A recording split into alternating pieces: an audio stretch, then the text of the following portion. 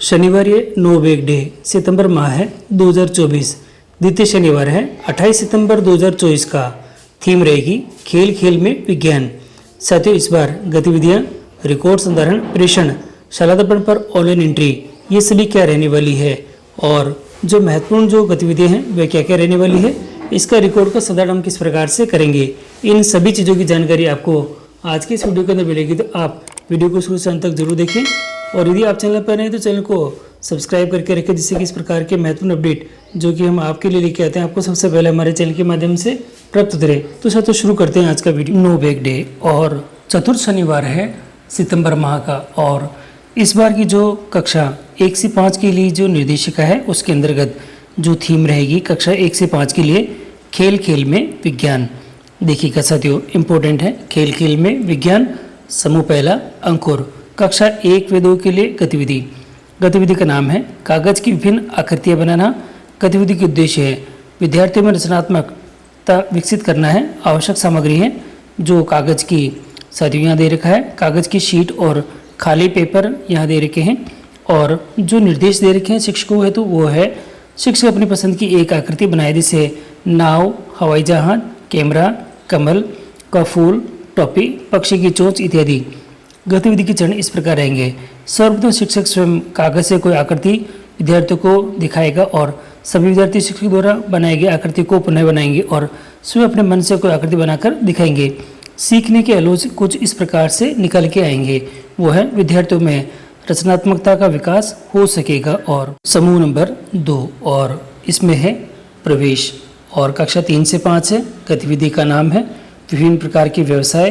गतिविधि के उद्देश्य हैं विभिन्न प्रकार के व्यवसायों के बारे में जानकारी देना है। आवश्यक सामग्री विभिन्न व्यवसायों की ड्रेस या सामग्री है, और शिक्षकों हेतु निर्देश शिक्षक किसी एक व्यवसाय से संबंधित ड्रेसअप करके स्वयं गतिविधि का अभ्यास करके दिखाए, ताकि विद्यार्थियों को गतिविधि अच्छी तरह से समझ में आ जाए। और गतिविधि के क्षण इस प्रकार से रहेंगे। विद्यार्थी घर से किसी विभिन्न प्रकार के व्यवसाय संबंधी ड्रेसअप करके विद्यार्थी आएंगे, और विद्यालय आके इसमें जैसे कि शिक्षक, सैनिक, वकील, डॉक्टर, पुलिसमैन, किसान, लाहौर और जो कि दे रहा है बढ़ाई इत्यादि। सर्वप्रथम विद्यार्थी शिक्षक के निर्देशानुसार फैंसी ड्रेस में मंच पर आएंगे। विद्यार्थी मंच पर आकर अपने व्यवसाय संबंधित मुकाभिनय करेंगे, और मंच के सामने बैठे विद्यार्थी व्यवसाय के बारे में बताएंगे। गतिविधि के अंत में शिक्षक महत्वपूर्ण बिंदुओं पर चर्चा करेंगे। सीखने के आलोच कुछ इस प्रकार रहेंगे। विद्यार्थी विभिन्न प्रकार के व्यवसाय को पहचान कर सकेंगे, उसके बारे में जानकारी प्राप्त कर सकेंगे। अन्य गतिविधियां इसमें एक भारत श्रेष्ठ भारत है, इसके अंदर समूह 1 है, और अंकुर और इसमें दे रखा समूह नंबर 2 प्रवेश, दोनों साथ में रहेंगे। गतिविधि का नाम रहेगा राजस्थान व असम के प्रमुख खान पान रहेगा। गतिविधि के उद्देश्य है विद्यार्थियों में राजस्थान और असम राज्य के प्रमुख खान पान के बारे में समझ विकसित करना है। और यहाँ जो दे रखा है आवश्यक सामग्री, इसमें जो प्रमुख खान पान की सूची, वीडियो चित्र इत्यादि हो सकते हैं। शिक्षक हेतु निर्देश सर्वप्रथम शिक्षक राजस्थान व असम राज्य के प्रमुख खान पान व्यंजनों की जानकारी प्राप्त कर एकत्रित कर लें, और गतिविधि से पूर्व दोनों राज्यों के प्रमुख व्यंजनों की सूची बना ले, और आवश्यकता अनुसार चित्र वीडियो भी संग्रहण इसमें कर ले। गतिविधि के चरण इस प्रकार से रहेंगे। शिक्षक सर्वप्रथम उपलब्धता अनुसार प्रोजेक्टर, कंप्यूटर, टेलीविजन, मोबाइल आदि के माध्यम से विद्यार्थियों को दोनों राज्यों के प्रमुख व्यंजनों के बारे में वीडियो दिखाएंगे। वीडियो देखने के बाद राजस्थान के प्रमुख पकवान दाल बाटी चूरमा घेवर, असम के प्रमुख पकवान जैसे जाक, अरू भाजी, असमी चाय की विशेषताओं की बताएंगे और स्पष्ट भी करेंगे। इसके पश्चात शिक्षक विद्यार्थियों के स्थानीय खान पान और व्यंजनों के बारे में चर्चा करते हुए एक समझ बनाने का प्रयास करेंगे। विद्यार्थियों की सभी प्रकार की जिज्ञासाओं को शांत करने के बाद विद्यार्थियों को दोनों राज्यों के प्रमुख व्यंजनों की सूची, अपनी पसंद के व्यंजनों की सूची बनाने के लिए कहेंगे, और इसमें संबंधित एक बिंदु लिखने के लिए भी कहेंगे। और सीखने के प्रतिफल इसमें निकल के आएगा। विद्यार्थियों को दोनों राज्यों के प्रमुख खान पान व्यंजनों के बारे में जानकारी प्राप्त हो। इसके बाद है खुशी की पाठशाला, समूह 1 और समूह 2 यानी कि अंकुर और प्रवेश। गतिविधि का नाम है कितने अलग कितने एक जैसे हम। गतिविधि के उद्देश्य विद्यार्थियों में विभिन्न संदर्भ अनुभव की समझ बनाना, विद्यार्थियों में दयालुता, करुणा की आदत विकसित करना, ब्लैक बोर्ड, चार्ट, पेंसिल इत्यादि रहेंगे। शिक्षक गतिविधि से संबंधित पर्ची बना ले। गतिविधि के चरण इस प्रकार रहेंगे। शिक्षक सभी विद्यार्थियों को छोटे गोल घेरे में खड़े होने को निर्देश देंगे।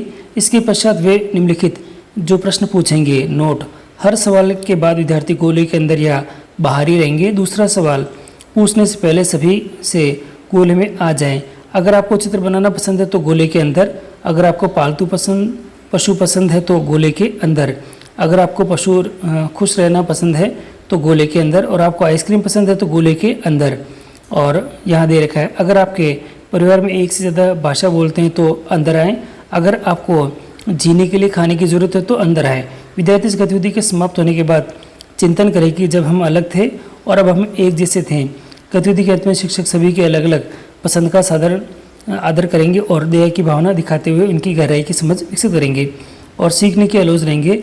विद्यार्थी दूसरे के प्रति दया और सहानुभूति समझ विकसित करेंगे और विद्यार्थी अपनी कक्षा को और गहराई से समझ सकेंगे। तो साथ ये तो हुआ हमारे कक्षा 1 से 5 का। अब मैं 6 से 8 का दिखा देता हूँ। और कक्षा 6 से 8 के लिए थीम है खेल खेल में विज्ञान। गतिविधि का नाम है नेचर वॉक और गतिविधि के उद्देश्य रहेंगे विद्यार्थियों में जैव विविधता से अवगत कराना है। आवश्यक सामग्री है जो कि नोटबुक, पेन, पेंसिल, जो स्केच पेन है, चार्ट पेपर है, A4 पेपर शीट है, फेविकॉल। शिक्षकों हेतु निर्देश, शिक्षक विद्यार्थियों के साथ पक्षियों, जानवरों और विभिन्न कीड़े मकोड़ों की विशेषताओं के बारे में सामान्य जानकारी से जुड़े पक्षों पर संवाद करें। विशेषताओं को नेचर वॉक के दौरान अवलोकन कर नोटबुक में लिखने के लिए कहें। गतिविधि के चरण इस प्रकार रहेंगे। विद्यार्थियों की संख्या को ध्यान में रखकर 5 समूह में बांट लें, जिससे समूह में विद्यार्थियों के साथ आसानी से कार्य किया जा सके। समूह 1 को पक्षी, जानवरों, पौधों का अवलोकन, समूह 2 को पंख, पत्तियां, फूल आदि का संग्रहण करना, समूह 3 को कीड़े मकोड़ों का अवलोकन करना, समूह 4 को जानवरों के पैरों के निशान का अवलोकन करना, चित्र बनाने, और समूह 2-5 को विभिन्न तरह के जीव जंतुओं के रहने के स्थान का अवलोकन और चित्र बनाने हेतु कार्य करवाएंगे। और अन्य गतिविधि में रहेगी किशोरी सशक्तिकरण। गतिविधि का नाम है लड़के लड़की दोनों बराबर LLDB है और गतिविधि का उद्देश्य रहेगा जेंडर संवेदनशीलता के बारे में जागरूक करना। आवश्यक सामग्री रंगीन कागज, pen, chart paper, marker, role play, script इत्यादि। शिक्षक हेतु निर्देश है, शिक्षक समुदाय में जेंडर असंवेदनशीलता के मुद्दों को विद्यार्थियों के समझ साझा करेंगे। रोल प्ले के विषय समुदाय, घर, सामाजिक कार्यक्रम, खेल, रोजगार के अवसर आदि स्थानों पर जेंडर असंवेदनशीलता के मुद्दे सम्मिलित करेंगे। गतिविधि के चरण इस प्रकार रहेंगे।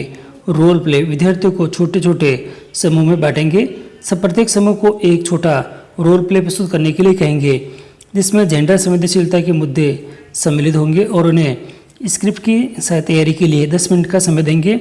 फिर प्रत्येक समूह अपनी प्रस्तुति देंगे। सीखने के अलोज कुछ इस प्रकार रहेंगे। विद्यार्थियों में जेंडर संवेदनशीलता के प्रति जागरूकता बढ़ेगी। साथियों ये तो हुआ हमारा जो कि कक्षा हमारे 6 से 8 का हो गया। अब मैं 9 से 12 का आपको दिखा देता हूँ।